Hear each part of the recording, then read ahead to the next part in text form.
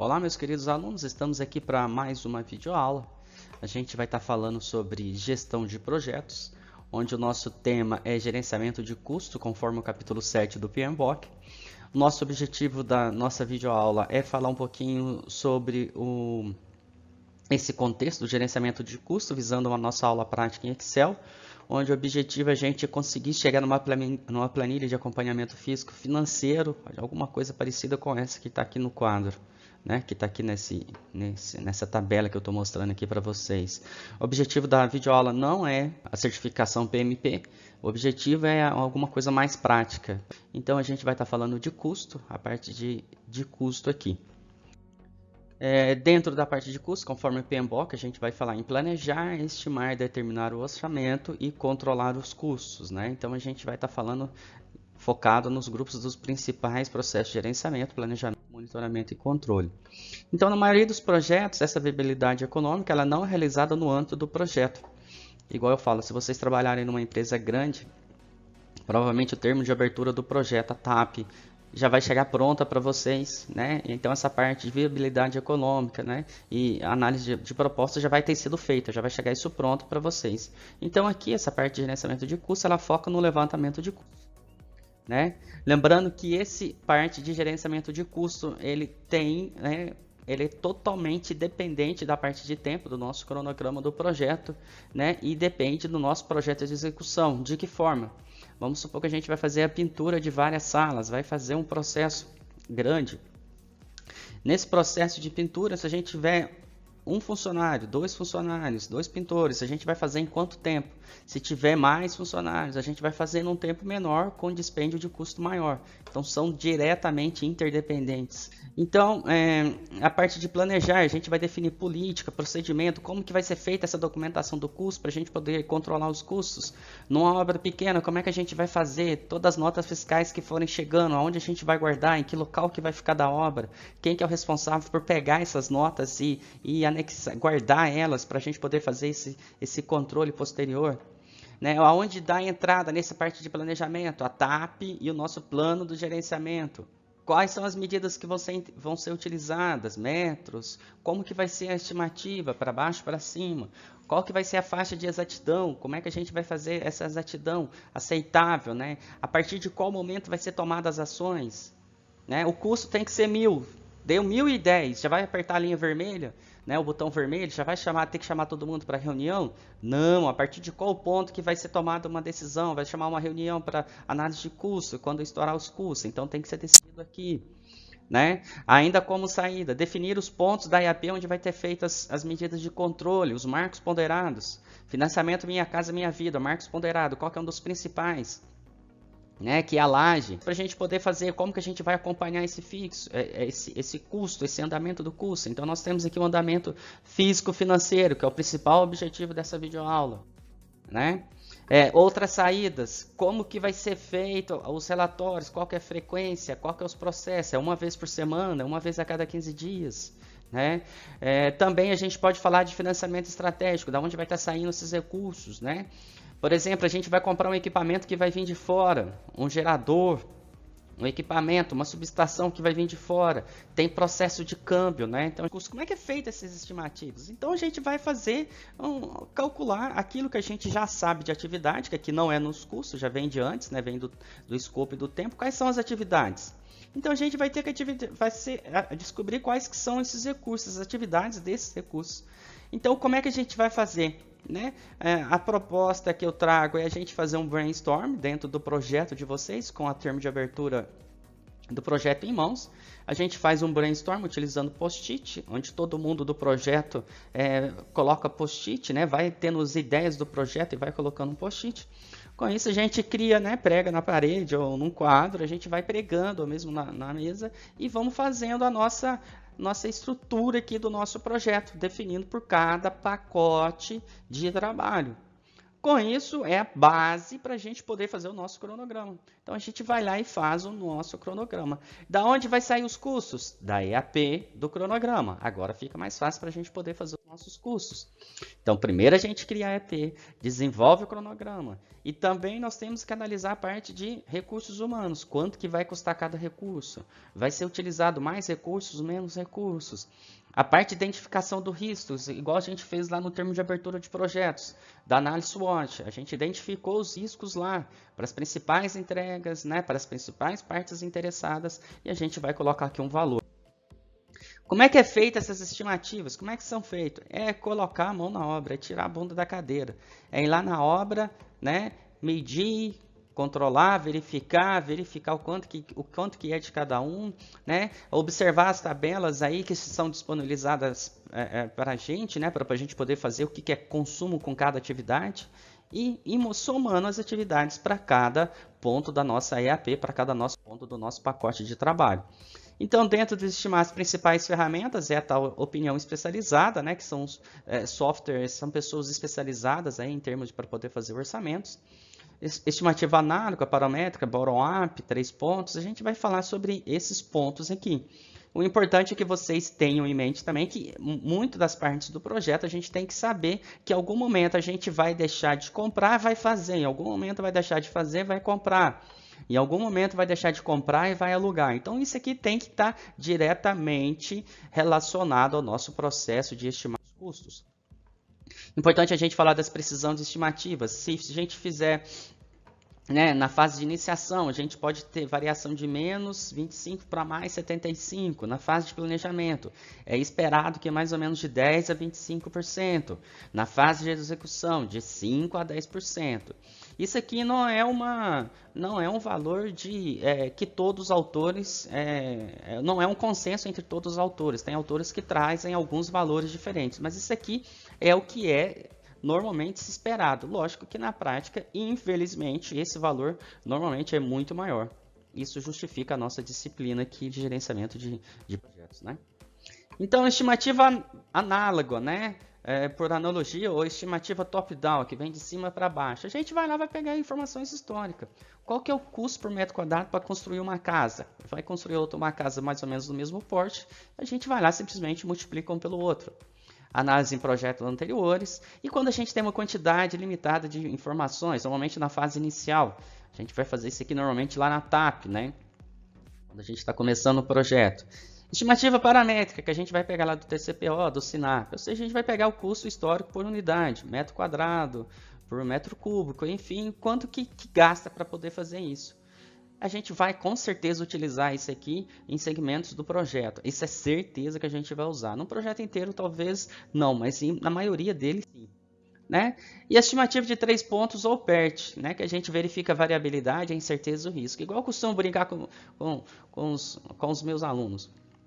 Né? Se você perguntar para um profissional aí, seja de pedreiro, pintor, de qualquer área que seja, quanto que custa, quanto tempo vai demorar para fazer tal obra? A primeira pergunta que ele vai fazer, que não é a resposta. Veja bem, você vai fazer uma pergunta e ele não vai te responder, ele vai fazer uma outra pergunta. Espera aí, a gente vai ser por dia ou por empreita? Se for por dia, a gente sabe que vai demorar mais, né? Que vai ser um prazo mais que vai tender maior, assim como também, né, se for uma estimativa para empreita. Se for uma estimativa para empreita, a tendência é que seja um valor mais fechado, um valor um pouquinho mais caro, mas que vai acontecer num prazo bem menor. Né? Então a gente faz essa estimativa, qual que seria provável, né? E a gente vai ter uma percentual de acerto maior. Lembrando que uma estimativa só a gente tem, estatisticamente falando, a gente tem 5% de chance de acerto. E se a gente fazer uma estimativa PERT, a gente tem aí, aumenta para 25% de chance de acerto. Certo? A estimativa bottom-up é aquela que todo projeto e todo e qualquer engenheiro, todo e qualquer profissional vai conseguir fazer a estimativa de custo. A gente parte do processo de definir todos os nossos pacotes de trabalho, igual a gente fez em sala, fazemos o nosso brainstorm de todas as atividades, de todos aquilo que vai ser entregue no projeto. A gente agrega as atividades para entregar esses processos, criamos o nosso cronograma e a gente vem montando o custo de baixo para cima. Então, com isso, a gente vem agregando os custos de baixo para cima. E a gente faz a estimativa dos custos. Isso aqui a gente consegue fazer estimativa de custo para qualquer projeto. Então, a linha de base de custos, né, versus orçamento. Então, nós temos a linha de base de custo e o agrupamento dos custos estimados das atividades do cronograma, mais as reservas de contingências. Isso que está aqui a linha de base de custo. A gente vai agregar reserva de contingência de gerenciamento, que são as mudanças inesperadas, que não é considerada a linha de base no orçamento, é somente utilizada pelo projeto com autorização superior. Então, aquela reserva que o gerente de projeto vai ficar guardado em mãos para alguma coisa que acontecer fora daquilo que a gente esteja esperando. Certo? Alguma coisa tipo paralisação dos caminhoneiros, né? Então, essa seria uma reserva de contingência que a gente não está esperando aqui em cima, certo? Aí a gente fecha o orçamento do projeto. Com isso, a gente fecha o orçamento. É a linha de base mais a reserva de contingência do gerenciamento. O que a gente vai ter aqui? O orçamento do projeto, para a gente fazer o 7.3, o orçamento do projeto, é simplesmente a gente fazer uma agregação de custos. Então, nós temos aqui a quantidade total em termos de custos e os componentes do orçamento do projeto. Então, a gente vai fazer a estimativa de custo de cada atividade do pacote de trabalho. A gente vai agregar uma reserva de contingência. A gente chega na estimativa do pacote de trabalho. No pacote de trabalho, a gente também poderia, não necessariamente, criar uma reserva de contingência. A gente está falando de um projeto muito grande. Então, a gente chega na linha de base de custo. Isso aqui é o que a gente vai trabalhar no projeto, a linha de base de custo. Depois tem uma reserva gerencial, que vai ficar guardado só lá com o patrocinador, com o gerente de projeto. Mas ninguém dentro do projeto vai acompanhar, vai saber dessa reserva gerencial. Então, a gente fecha o orçamento do projeto, certo? Mais uma vez, como é que a gente vai criar isso aqui dentro da nossa EAP? Então, a gente vai trabalhar com os valores. Vamos pegar os valores de cada atividade, de cada pacote de trabalho. Temos as atividades, o que a gente precisa, né? Temos todas as atividades, o que a gente precisa fazer agora? Reserva de gerenciamento, reserva de contingência, perdão. Chegamos na reserva de contingência, fechamos o pacote de trabalho. Com isso, a gente faz todas as reservas de contingência e fecha todos os outros valores. E com isso, a gente fecha a linha de base de custos, certo? Pessoal, eu estou utilizando essa foto que está aqui no fundo desse post-it porque é exatamente a foto que um grupo de trabalho dos meus alunos aí do 7º período de engenharia fez. Então, estou pegando exatamente o mesmo modelo, para vocês verem que isso aqui é um fato bem real. Com isso, a gente fecha a nossa linha de base de custo. Logicamente que aqui a gente vai adicionar uma reserva gerencial, né? Aquela reserva que vai ficar guardadinha num canto que quase ninguém vai ficar sabendo, e a gente fecha o orçamento do nosso projeto, certo? Então aqui nós temos o orçamento do nosso projeto. Nós temos lá a nossa EAP, data de planejado, data de realizado, né? Nós temos aqui um acompanhamento físico, né? Lá na aula de Excel ensina a fazer esse dado percentual aqui, é um dado automático de andamento do projeto. E a gente vem colocando os valores para cada atividade, tudo no mesmo arquivo dentro do Excel. Veja aqui, nós temos a reserva de contingência. Veja que aqui nós não temos reserva de contingência. Eu deixei por querer. Está errado. A gente teria que ter um valor de contingências aqui, certo? Então, a gente faz o somatório. Esse pacote de trabalho, nesse valor. Esse pacote de trabalho, nesse valor. Somos dois amarelinhos. A gente vai chegar na linha de base de custo. Chegamos na linha de base de custo. A gente coloca a reserva gerencial. Com a reserva gerencial, a gente fecha o orçamento do projeto. Então, fechamos o orçamento do projeto. Esse aqui, conforme o Carvalho, né, ele traz um exemplo aqui que a gente também pode fazer no MS Project. Né? É o futuro de vocês aí, vão mexer no MS Project. O Excel é uma ferramenta de mais fácil acesso. O objetivo aqui, dentro lá da nossa planilha, do PMBOK, né? Dentro do PMBOK também é falada da curva S do custo acumulado. Não é o objetivo dessa videoaula. Então, nós temos aqui a curva S, né? Outra coisa que é falado também lá dentro do PMBOK. Não é o objetivo da videoaula. Valor agregado do projeto. Então, nós temos esses indicadores e índices que estão aqui embaixo. Também não é o objetivo da videoaula. Se vocês quiserem fazer a curva S, então vocês trabalham com cronograma diferenciado, onde vocês colocam uma linha de planejado, já coloca os custos, né? Faz uma formatação automática, formatação condicional, e já vai preenchendo o andamento do projeto. Vocês podem criar uma linha de planejado, uma linha de realizado, e com isso vocês conseguem criar automaticamente uma curva S. Isso aqui foi feito no Excel. Consegue criar uma curva S do projeto de vocês, certo? Controlar os custos, que é a parte principal do nosso andamento dos custos, né? Por isso que é o objetivo da nossa disciplina, gestão de projetos, senão nem estaria aqui falando para vocês. Os projetos estouram os custos? Sim ou não? Os projetos estouram os prazos? Sim ou não? Né? Se vocês responderam sim, né? É o objetivo, por isso que eu estou falando aqui para vocês. Então, controlar os custos, principais saídas. A gente tem que informar as partes interessadas. De que forma? Vai montar um grupo do WhatsApp, vai fazer um canal, vai montar um website, enfim, né? Tem que informar o desempenho do trabalho, né? Esses indicadores, esses índices, esses prazos. Quais que são as previsões de custos, né? Uma vez que os custos não estão indo bem ou estão indo muito bem, o que a gente qual que vai ser o custo paterno? Tem que fazer essa atualização do custo. E o objetivo final é que vocês consigam chegar numa planilha igual essa que está aqui. Veja que aqui a gente constrói uma nova, né, insere uma nova coluna e a gente coloca o que está sendo realizado no nosso projeto em termos de custos, né? Aquela caixinha que a gente vai ficar guardando as notas fiscais, que a gente vai atualizando item por item. Então nós temos a linha de base de custos, né?